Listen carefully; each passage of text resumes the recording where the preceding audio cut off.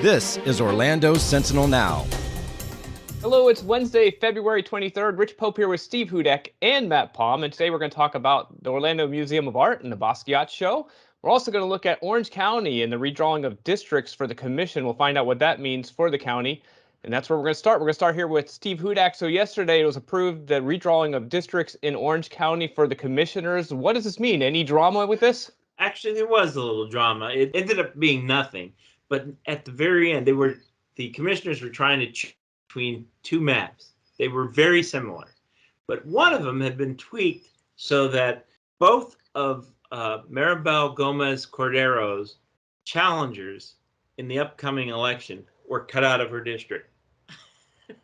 And you have to live in the district to serve as commissioner.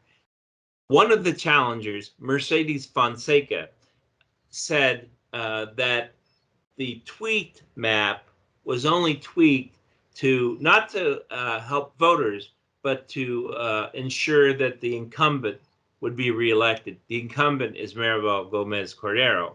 And maybe that's true, but the fact of the matter is that map, that version wasn't accepted. It was they chose the other map unanimously. Yeah, so explain this process and why they have to redraw these districts. Yeah, it's required by federal law after every census because communities grow and in some cases they shrink. But in our case, Orange County went from, I think, 1.1 million people to 1.4 million. And districts are supposed to be drawn so that the commissioners represent relatively the same number of constituents. But after the 2010, from 2010 to 2020, District 1, which is the area out near Disney, includes Horizon West, it had 268,000 residents. Pine Hills, which is District 6, had 217,000 residents.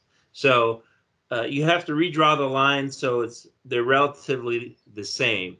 The redistricting committee, using data and census tracts, figured out that the ideal size was 238,000 residents per district. So two districts had to really shrink. One of them was District 1, that's the Horizon West one. The other one is District 4, that's Maribel Gomez Cordero's district. That's the Lake Nona area.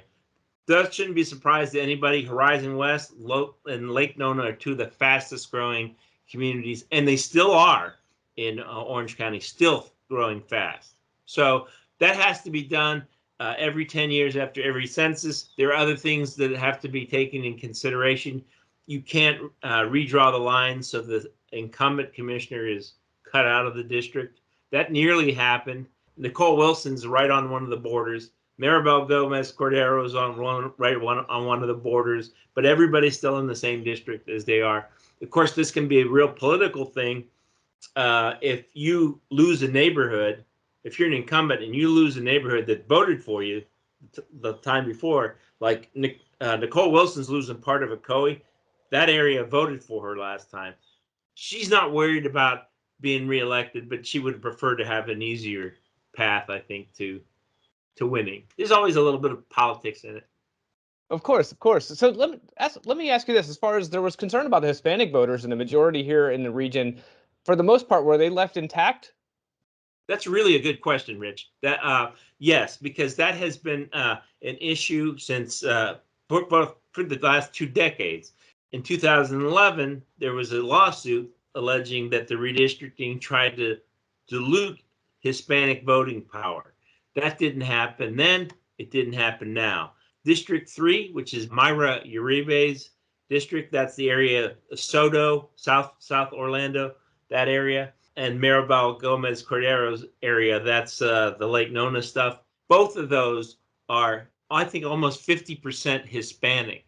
So those are big, strong voting blocks. You can't dilute minority voting blocks. That's what the Supreme Court's ruled, and those were left intact here too. All right. Well, you can read about the story right now on OrlandoSentinel.com. Get more information on that. Appreciate that, Steve. All right, we're going to move forward here to Matt Palm. We're going to talk about the Orlando Museum of Art and two stories with that one. And the first one is the Basquiat show. This is a signature show, a good get for the Orlando Museum of Art, but there's big questions surrounding this, whether the works are authentic. Matt Palm, are they the real deal? Well, Rich, that's, the big question, and it's the question that really I'm not sure there's ever going to be a definitive answer to. Jean-Michel Basquiat, the famous American artist, started in the graffiti style, has a real distinct style. He's long dead, died in the 80s. And several of the key players in the saga of how these paintings came to be discovered and exhibited have also passed away. So basically, it's come down to the authenticators. Who has said these are legitimate, and how good are their credentials? How good are their sources? And you've got people on both sides. You have some who think no, they can't be legit, and you have some who say who've signed off, including some big names of a handwriting expert who swears that they are the signature of Basquiat, experts on him, and even the man who originally found and championed Basquiat's work before he died. He signed off on them and said they were authentic. So there are big names saying they are, but others have cast doubt. Yeah, and as far as that doubt, it seems like it hinges on a FedEx box and a font right now. Well, that is one of the things that those who think the works are not genuine are pointing to, and it is a strange story. Again, it comes down to, when did Federal Express, as we old timers remember it as, rebrand themselves as FedEx and change their logo and the fonts that they use on their packaging? And yes, these works by Basquiat are painted on discarded cardboard. That was part of his sort of his style. And the back of one of these ripped pieces of cardboard has a FedEx imprint on it. It is packing instructions. It says something like, "Align the top of your FedEx shipping label here." Totally innocuous sentence you would see. But the New York Times found a graphics expert who said that style of lettering and usage would not have been in use in the 1980s when Basquiat was alive. The museum says they researched it, and while FedEx changed its main logo and branding not until the 1990s, before that it was a free-for-all, and people did call it FedEx, and there were different ways of identifying packaging, and who can say? So I will tell you this. The museum also tells me attendance is booming for this exhibition, and people are definitely more interested perhaps in the art, trying to figure out what they can glean from looking at it and seeing how they react to it. Yeah, I think that's the interesting part about this entire show. This is a great get for the museum. I mean, it's a benchmark show that's getting national attention, so it's got buzz. So it seems like it's doing a trick. Right, it has buzz, but one of the things about getting a big show like this, whenever you talk about, newly discovered art, it's going to get attention of all kinds, mainly because there's actually a lot of money at stake, long, beyond the prestige for the museum or, the buzz of finding new works. These paintings it's a collection of 25, and they're valued at upward of $100 million. So it's not pocket change. All right, well, good information there. As Matt Palm says, we may never know, but interesting show you can check out right now. We're going to move forward here. One more story with Matt. We're going to talk about Orlando Museum as well.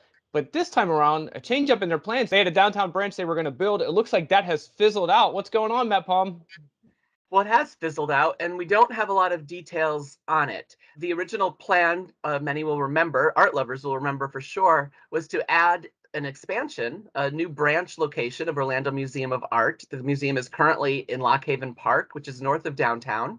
But they had announced a deal to be part of a new high-rise tower, a luxury tower being built downtown.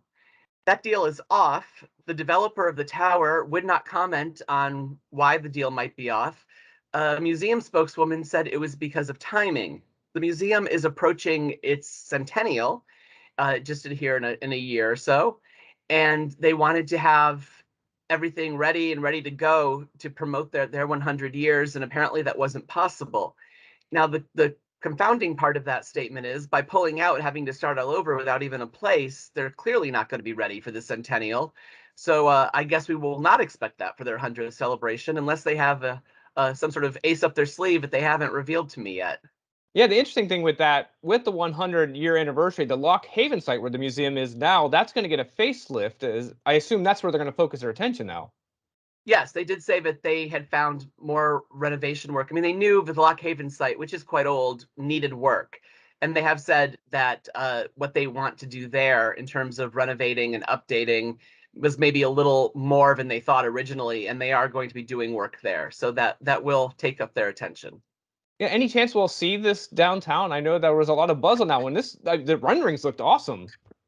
Yeah, boy, I don't know. I mean, it takes a lot to find just the right spot, just the right collaborators. I mean, a museum has very special needs in terms of security, in terms of amount of space, in terms of how the space is arranged. So it's big gallery space. So it's not easy. It's not like you just move into any storefront and you're ready to go. So it probably will take time. The museum says they're committed to a downtown location. We'll just have to wait and see. All right, well, interesting one there. You can read about it on OrlandoSentinel.com. We're going to go ahead and push pause for today. Appreciate you being with us. Go ahead and go to OrlandoSentinel.com/subscribe.